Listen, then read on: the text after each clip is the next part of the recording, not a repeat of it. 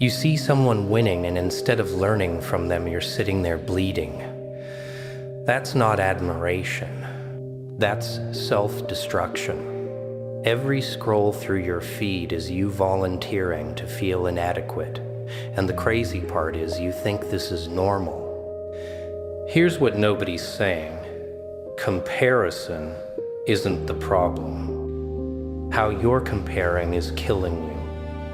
There are two types of comparison, and most people are stuck in the wrong one, using other people's success as proof of their own failure instead of as a blueprint for what's possible. And the difference between these two types isn't subtle. One keeps you paralyzed, spiraling, convinced you're fundamentally lacking something. The other gives you a roadmap, shows you exactly what to do next, turns jealousy into fuel. Same trigger, completely opposite outcomes. This is about why your brain defaults to the painful version, what that's doing to your ability to take action, and how to flip the switch so that every person who makes you feel jealous becomes your teacher instead of your torture. Because right now, you're wasting energy on feelings that could be directing you toward exactly what you want. And the people you're comparing yourself to, they're not thinking about you at all.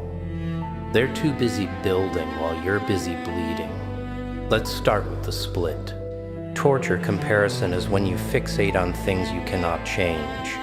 You see someone taller, better looking, naturally charismatic, born into wealth, gifted with some talent you don't have, and you spiral. You make their advantages mean something about your worth. You take their genetics, their circumstances, their head start, and you turn it into evidence that you're behind, lacking, not enough. This is torture because there's no action step. You can't change your bone structure. You can't rewrite your childhood. You can't download someone else's natural gifts. So you just sit there marinating in inadequacy, feeling worse and worse, doing nothing. Teacher comparison is different. This is when you look at someone's achievable success and reverse engineer it. They built a business.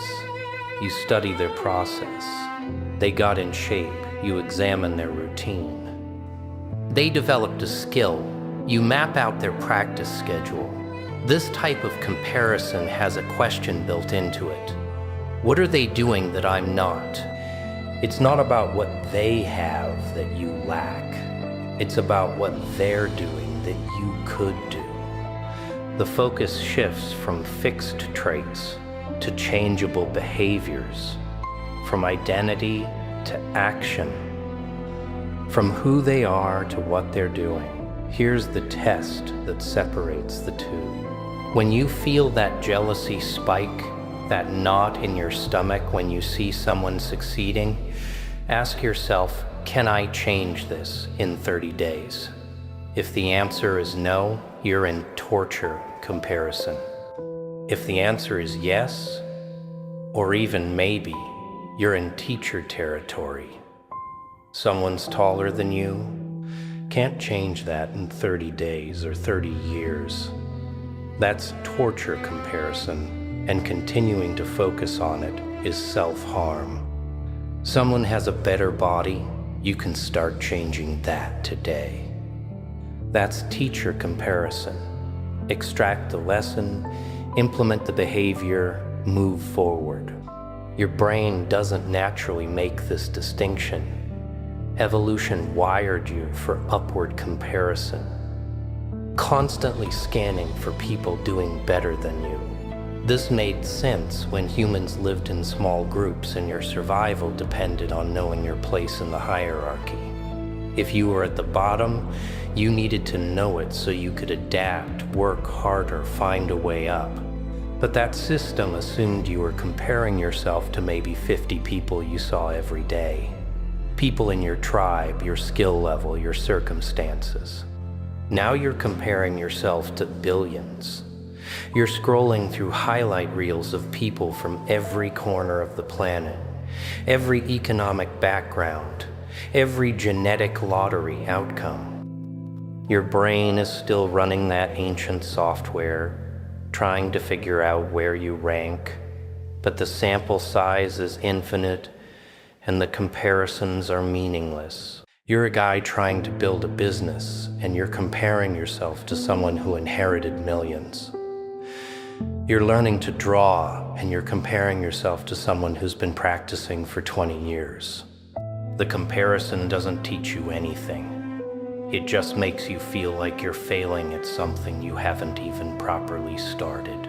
Social media weaponized this tendency. It took your brain's natural inclination to compare and put it on steroids. Every platform is designed to show you people winning. The algorithm doesn't surface struggle. It surfaces success. So you're getting a distorted view of reality where everyone's crushing it, everyone's further along, everyone has what you want. And because you're only seeing outcomes, not process, you can't learn from it. You just feel behind. The stats on this are brutal. People who engage in frequent social comparison report higher rates of depression, anxiety, and perfectionism. Not correlation, causation. The more you compare, the worse you feel. And here's the trap that makes it lethal. The worse you feel, the less action you take. When you're convinced you're inadequate, you don't try. Why would you? Trying just proves what you already believe, that you can't measure up. So you don't start the business. You don't go to the gym. You don't practice the skill. You stay stuck, and staying stuck gives you more evidence that you're behind, which makes you compare more, which makes you feel worse. It's a death spiral. Research shows that people who compare themselves most frequently take the least action toward their goals. Think about that. The people most aware of the gap between where they are and where they want to be are the least likely to close that gap because they're using comparison wrong. They're treating it as a mirror showing them their deficiencies instead of a map showing them the route. They're asking, why don't I have that, instead of how did they get that? One question paralyzes. The other activates. Eating disorders, body dysmorphia, imposter syndrome, most of these start with torture comparison. Someone sees bodies that don't match theirs, and instead of recognizing genetic diversity, they see failure. Someone sees success they haven't achieved yet, and instead of seeing a timeline, they see inadequacy. The comparison becomes the thing they organize their entire self-image around. They're not just noticing a difference. They're making the difference mean something catastrophic about their value as a person. Here's where it gets interesting. Jealousy, that ugly feeling you're trying to suppress, is actually useful information. It's your future self sending you a message about what you want. You're not jealous of random things. You're jealous of specific things that align with your actual desires. If someone's financial success triggers you, money matters to you. If someone's physique triggers you, health matters to you. If someone's creative output triggers you, expression matters to you. The jealousy is pointing at what you value. Most people try to kill the feeling. What you need to do is decode it. When jealousy hits, you're at a fork. One path is torture comparison. You focus on what you lack, what you can't have, why it's not fair. You build a case for why you're disadvantaged. You collect evidence of all the reasons you can't have what they have. This path leads nowhere except deeper into resentment and inaction. The other path is teacher comparison. You get curious. You ask what they're doing. You study their system. You extract the transferable lessons and you apply them. This path leads to growth. The reframe that changes everything is this. They're showing you what's possible, not what you're missing. When you see someone who built something you want to build, they're not taking anything from you. They're proving it can be done. They're expanding your sense of what's achievable. Before you saw them, you might have thought that level of success was impossible. Now you know it's not. They gave you permission to want more. They showed you the ceiling is higher than you thought. That's a gift, not an insult. Marcus Aurelius dealt with comparison constantly. He was emperor of Rome, surrounded by people comparing him to past emperors, to military leaders, to philosophers. Everyone had an opinion about whether he measured up. And he wrote, "How much more harmful are the consequences of anger and grief than the circumstances have aroused them? The circumstances are that someone else is winning. The consequence is your anger and grief about it. Which one's actually hurting you? Not their success, your reaction to it." He understood something crucial. Other people's achievements don't diminish yours. This isn't a zero-sum game where someone else winning means you're losing. Their success doesn't make yours less likely. Usually it makes it more likely because they're showing you it's possible. They're blazing a trail you can follow. They're proving that what you want is achievable. But you're too busy being bitter to notice. Let's make this practical. When jealousy hits, and it will, you need a better question than why them and not me. Ask this instead. What system are they using that I'm not? Not what talent, not what advantage, what system? Because success at anything comes down to systems. The person with the better body has a better eating and training system. The person with the more successful business has a better system for generating leads or delivering value. The person with more followers has a better system for creating content. Systems are learnable. Systems are replicable. Systems are what you extract from teacher comparison. Break down what you're jealous of into components. If you're jealous of someone's physique, what's their training split? What's their nutrition approach? How much sleep are they prioritizing? If you're jealous of someone's business success, what's their customer acquisition strategy? How are they pricing? What's their daily schedule look like? If you're jealous of someone's skill level, how much are they practicing? What's their training method? Who did they learn from? These are answerable questions. These are implementable answers.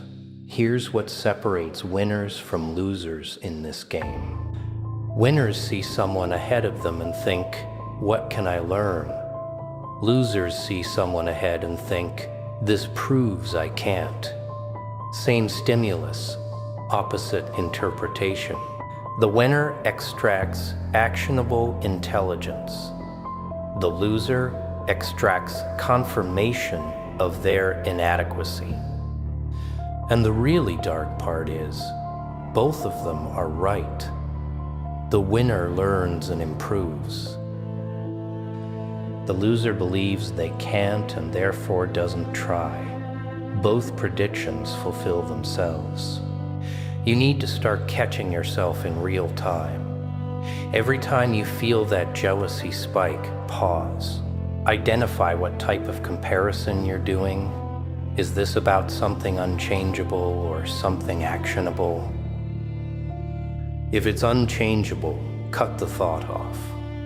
Redirect. There's no value in wishing you were taller or came from a different background or had different genetics. That's torture comparison, and engaging with it is choosing pain for no reason. If it's actionable, get curious. What specifically are they doing? What's the first step? What could you implement this week? Take one thing the person you're jealous of is doing and start it this week, not the whole system. One component. The person you're jealous of wakes up at 5 a.m. and you're waking up at 9. Start with 6:30. The person you're jealous of posts content every day and you post once a month. Start with 3 times a week. The person you're jealous of meal preps and you eat whatever's convenient. Start with prepping lunches. You don't need to match them immediately. You need to start closing the gap. Track your progress over 30 days. Not theirs, yours. This is critical because torture comparison keeps you focused on their progress, which you can't control and which will always make you feel behind. Teacher comparison keeps you focused on your progress, which you can control and which will give you evidence that you're moving forward. 30 days of consistent action in any area produces visible results. Not transformation, but momentum. And momentum is what kills the comparison trap. When you're making progress, you stop caring as much about where others are. You're too busy with your own movement. Seneca said, "It is not the man who has too little, but the man who craves more that is poor." You're making yourself poor by craving what others have instead of building what you want. The person you're jealous of isn't your enemy. Your own inaction is. They're out there living their life, pursuing their goals, doing the work. You're sitting there watching, feeling bad, doing nothing. Who's the problem in that equation? Not them. Here's the thing about people who succeed. They're not special. They're not gifted with something you lack.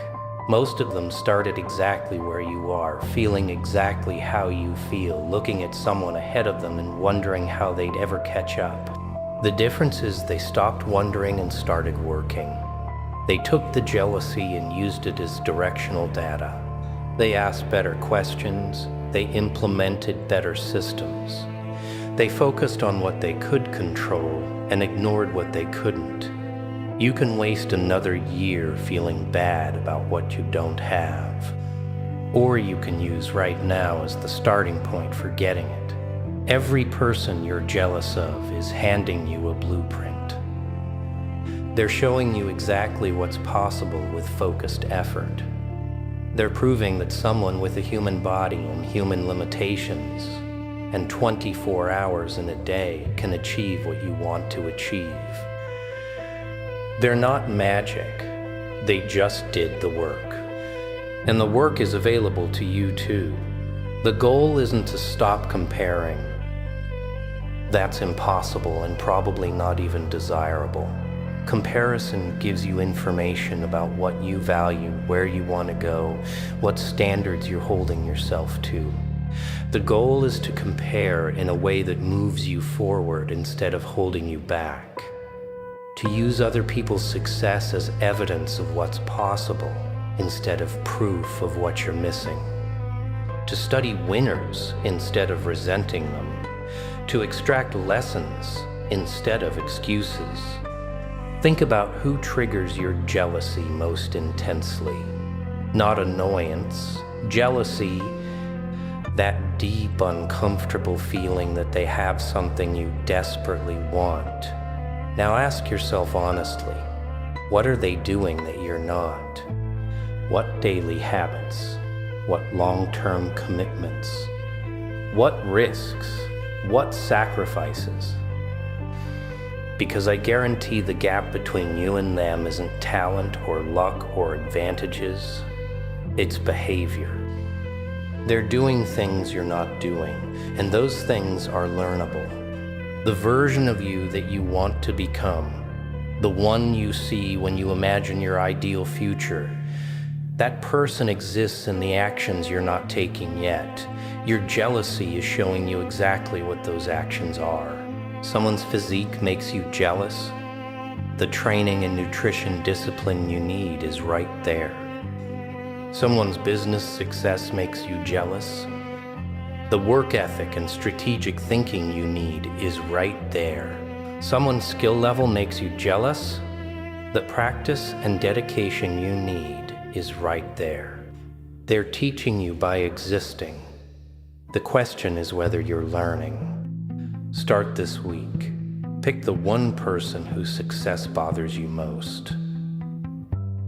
Study them, not their outcomes, their inputs.